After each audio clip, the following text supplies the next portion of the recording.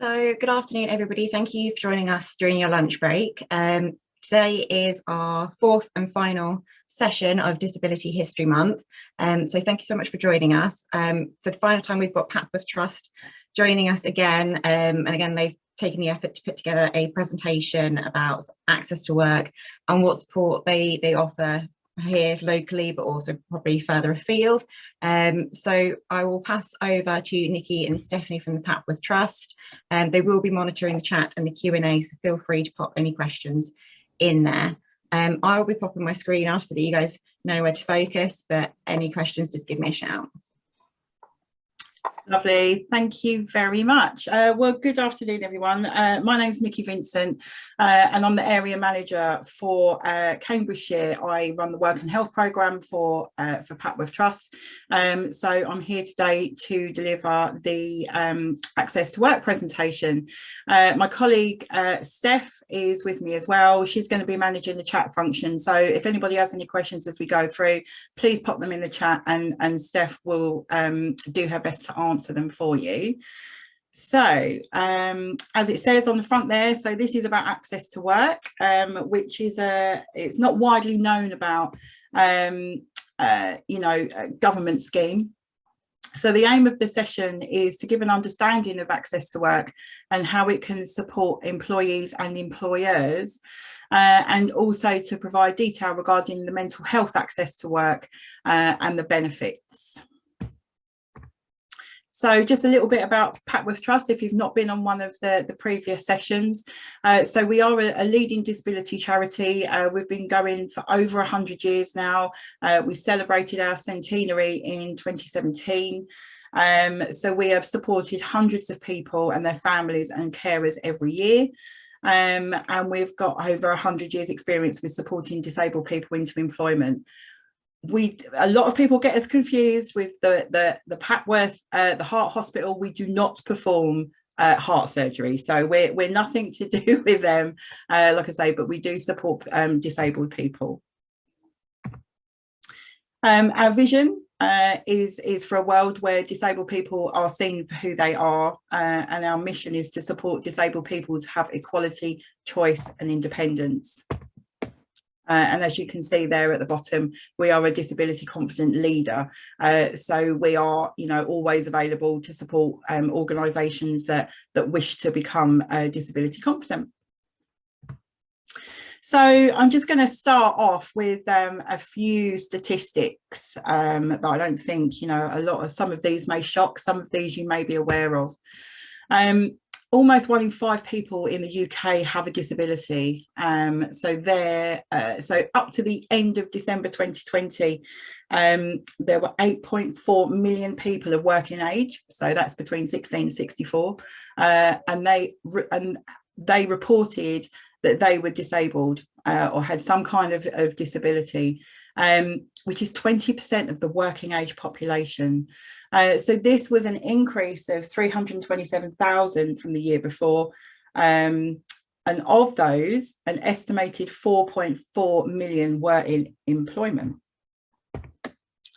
So just going through some of the others there that you can obviously scan for yourself. At the bottom there is the most common impairments. So 56% have general mobility, 54% lifting and carrying, 24% manual dexterity, and 24% physical coordination. But what's interesting on that left-hand side there is 1 in 3 of employees with a long-term health condition have not discussed it with their employer, which is really worrying, because those people could be going without support, and generally couldn't be making their working life really difficult.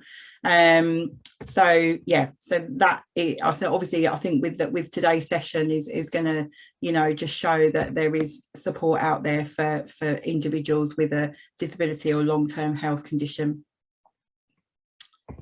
So moving on, so just to explain what access to work, like I said, not a lot of people have heard about it at all. So it's a UK government grant scheme that helps people with disabilities to take up or remain in employment. As you would have seen on the previous slide, there are a proportion of people that actually acquire their disability or long-term health condition whilst they're in work. So like I say, access to work is here to support those individuals as well. So it is available for disabled people, those with a mental health condition or a long-term health condition that impacts their ability to work. It's also available for disabilities that only become apparent in the workplace, as I just said.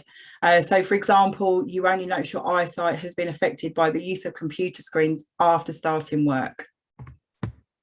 Access to work can also pay for assessments to see what's needed in a new job.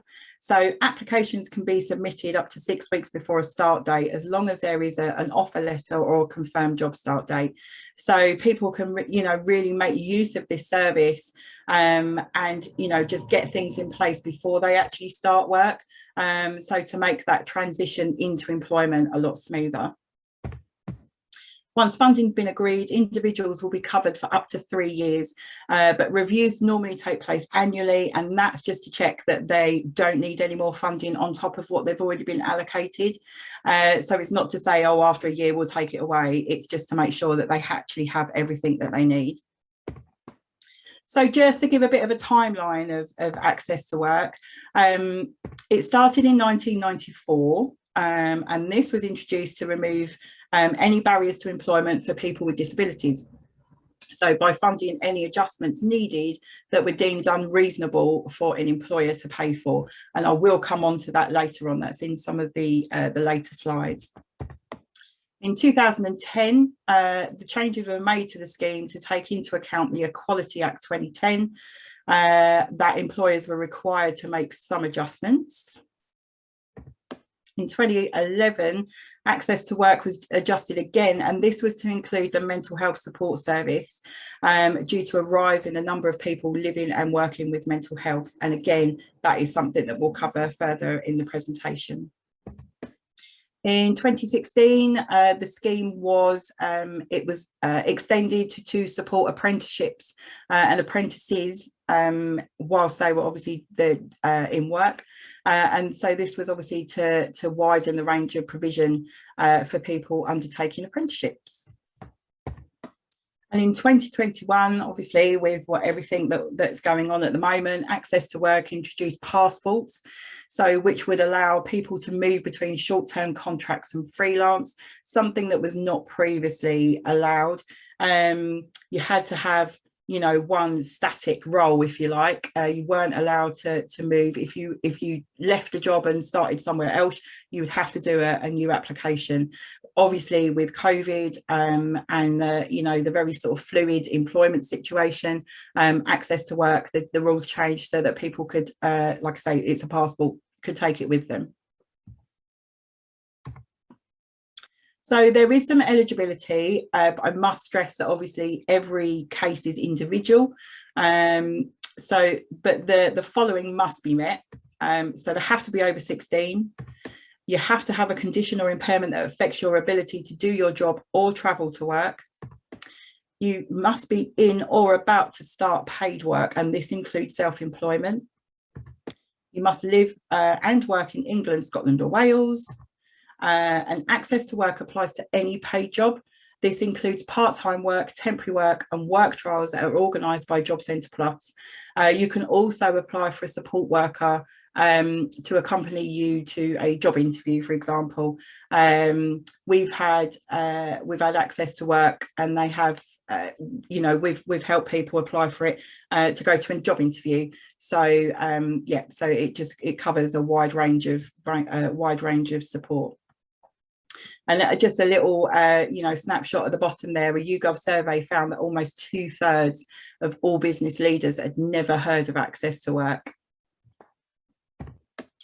So benefits and exceptions. It's like I say, this is, this is being recorded, so you will be able to come back to it.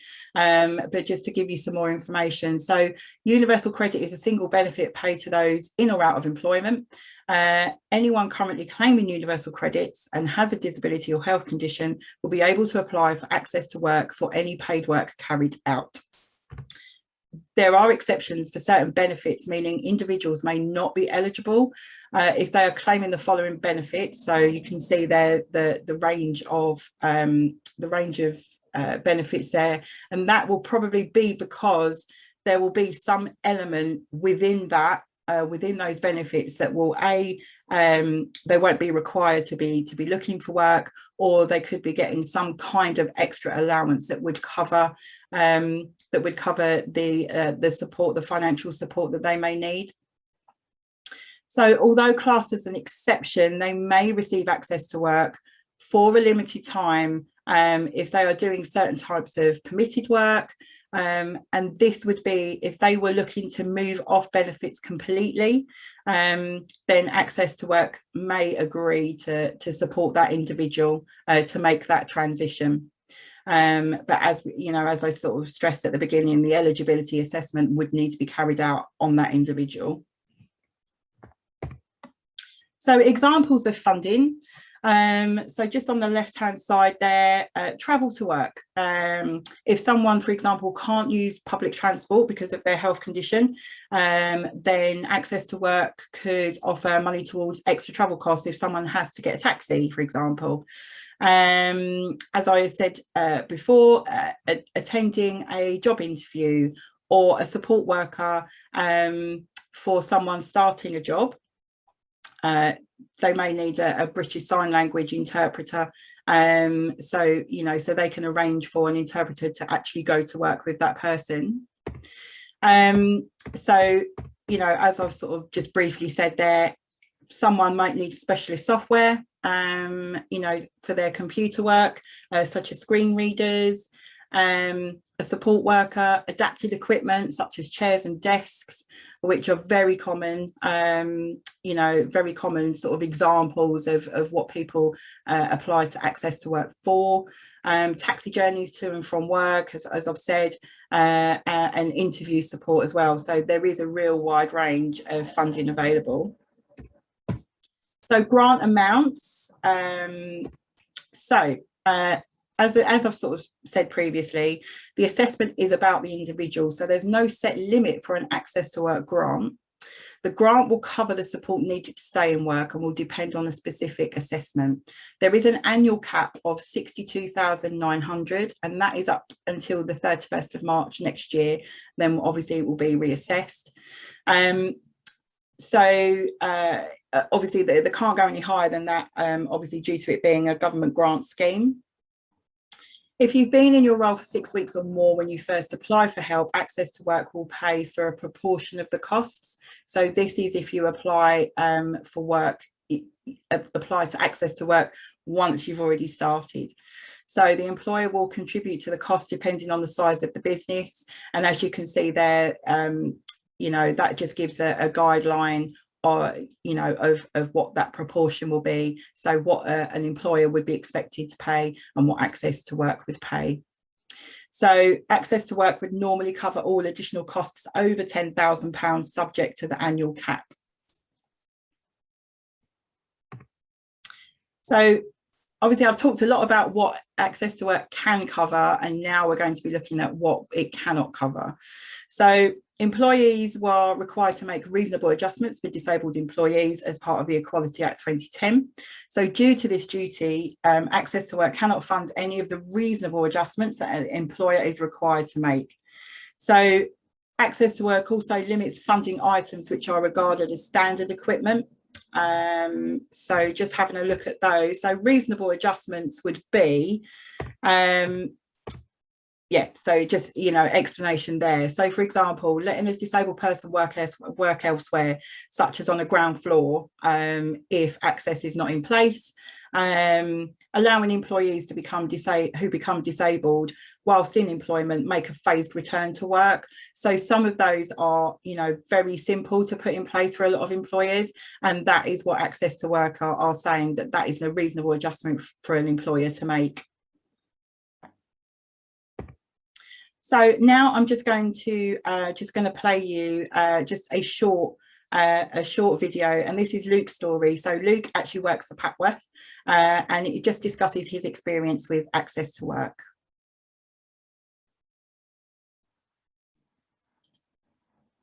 before coming to work at Papworth Trust, I've been unemployed for over 2 years, despite having a good work history. I've been securing interviews regularly, but as soon as I hit the interview level, the employers I met were focused solely on my disability and not on my capability as a prospective candidate. This was really demoralising for me, but luckily I was working with some really fantastic employment advisors who kept me going despite these disappointments and helped me to stay motivated. As a result of this, I gained an employer with the Papworth Trust that understood my disability wasn't a barrier. So it's a government grant that can help pay for adjustments at work and for specialist assessments. It's something the individual applies for as the process is led by them. The types of assistance it provides include specialist software, desk equipment, BSL interpreters, support workers to help you in the workplace, and even support getting to and from work. In my case, I was given a specialist desk chair, a lightweight laptop that made my job much easier for me to handle, and a rolling laptop bag that doubled up as a backpack so I could move heavy documents so much more easily. I always think the benefits of employing a disabled person will always outweigh the cost to the employer, given the talent and drive of the employee that you're going to be bringing in. The costs associated with making adjustments are really much lower than you think, and even if they are costly, you can get further help from things like the Access to Work programme. In my opinion, it's about utilising the resources a company already has. For example, even the placement of a certain item of equipment can make all the difference. My best piece of advice is to simply talk to the person to find out what they might need before worrying about any adaptations that you'll have to pay for later.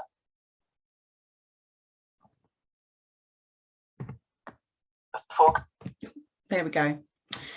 So that was Luke's story, and sort of, you know, and I suppose from a person with a disability, from their point of view. So yeah, so it just gave you a short insight there. So as I mentioned at the beginning, there is also a mental health branch of Access to Work, if you like. So this is currently being delivered by Remploy. And this is tailored work-focused mental health support for a 9-month period. They give suitable coping strategies for people to use anytime. They give a support plan to keep people in or help them return to work if they've had a period of being out of the business. They also give ideas for workplace adjustments to help them fulfill their role. So again, like I said, you know, it may be a phased return. So yeah, something that, you know, that an employer could support with and put in place. And they also give practical advice to support those with a mental health condition. So like I said, you know, the details are on the left hand side of the screen there, on how they can be contacted. But so far they've supported thousands of people across Britain with a 93% success rate of people retaining their employment after 6 months of working with them. And approximately 1 in 4 people will experience mental health challenges each year. So as another little video here, and this is Chris. So he doesn't work for Papworth. He's a director of operations for a housing organisation, and he's just going to talk about his experience with Access to Work and the mental health support. My name's Chris Reid and I'm Assistant Director of Operations for a housing association in the North East called For Housing. And I want to tell you a little bit about my journey and why I became involved with Remploy. I've always been a very physically active person. I'm very outdoorsy, I like a lot of sport, I do a lot of running, I do a lot of climbing and high altitude walking. Unfortunately, a couple of years ago, I had quite a serious back injury.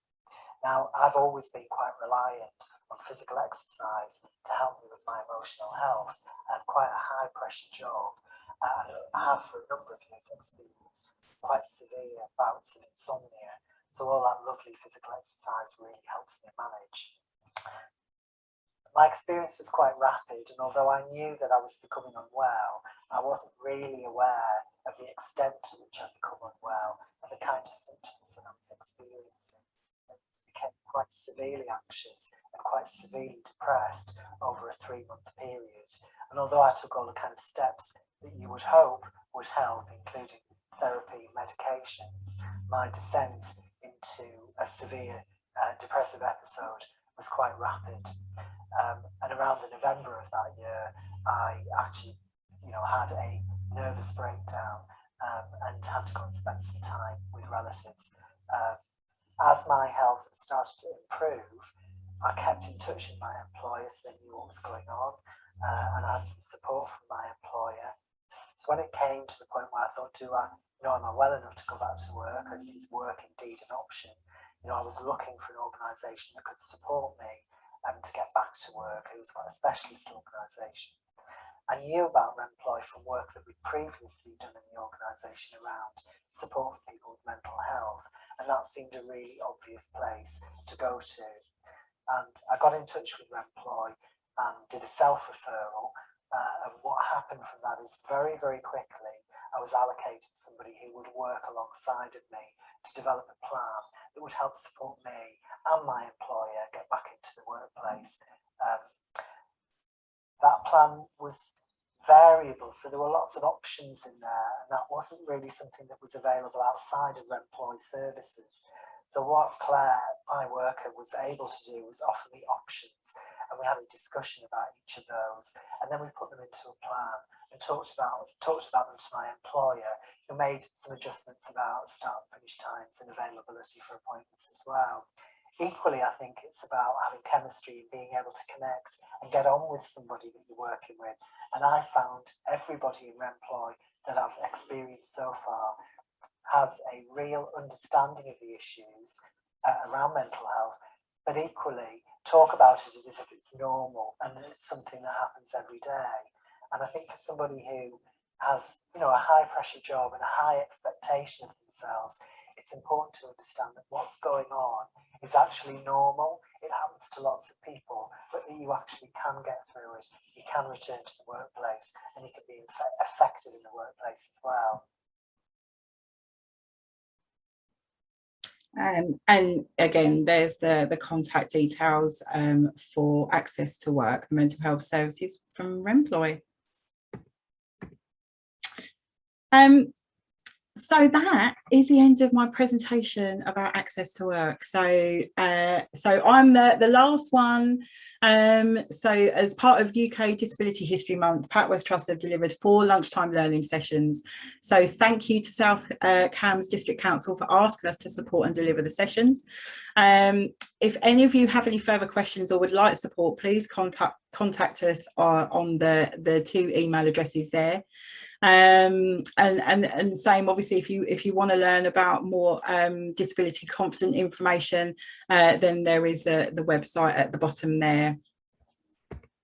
And then finally, any questions? So I'll stop sharing so that I can see. We haven't had any questions throughout the whole session. I don't know if anybody has anything now that they want to pop in the chat function.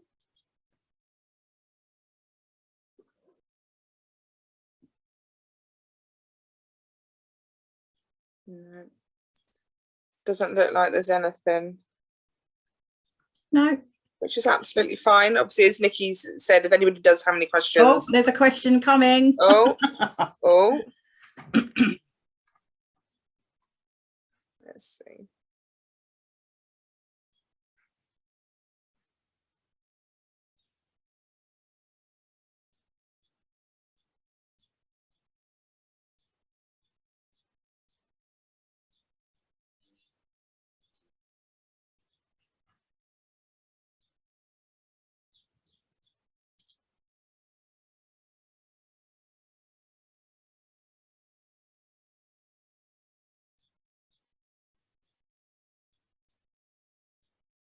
Okay.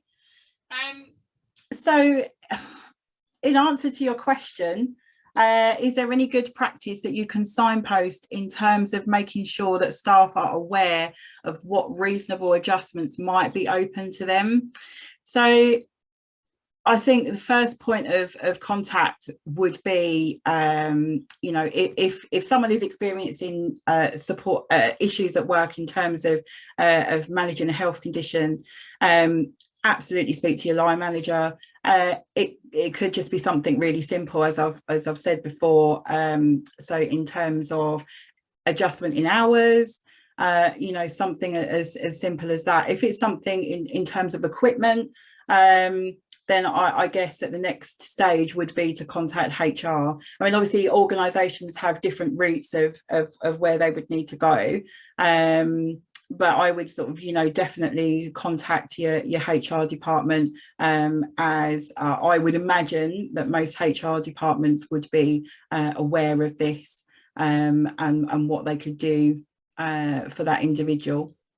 I'd also recommend for any staffing as well, if they do want to think about what's available to them, the government website has got a lot of information in regards to what is a reasonable adjustment and what employers are required to do. You know, and it could be that companies wish to make sort of like crib sheets or anything like that of some sort of suggestions. Obviously depends on how companies work and things, but the government website does have a full list of what a reasonable adjustment is.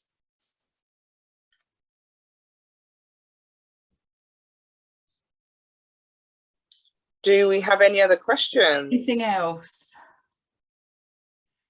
Otherwise, we're happy to give you your lunch back. Yeah. I'm sure you'll be happy with it. I just want to say thank you everyone who attended, and if you have any questions and you're not comfortable asking them now, as the guys said, just drop them an email and they'll come back to you. Absolutely. Oh, let's go.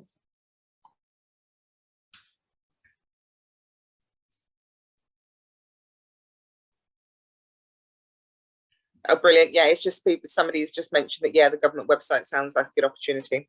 So thank you.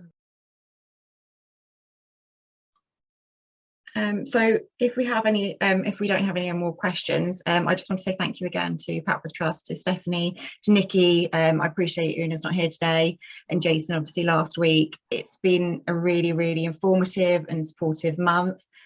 Speaking to staff that have participated and engaged with us, really, really amazing feedback, and I think it's triggered a lot of work and a lot of discussions around disability and neurodiversity. So I think there's been some really positive outcomes. And hopefully it will trigger some more discussions going forward. So thank you again, and I guess I'll give you guys your lunch back. The sessions obviously are recorded and they'll be posted on our website, and I'll try and get that up before the weekend. And I'll be sharing all of that with staff internally along with any links. So yeah, thank you very much everybody for your time, and have a nice day.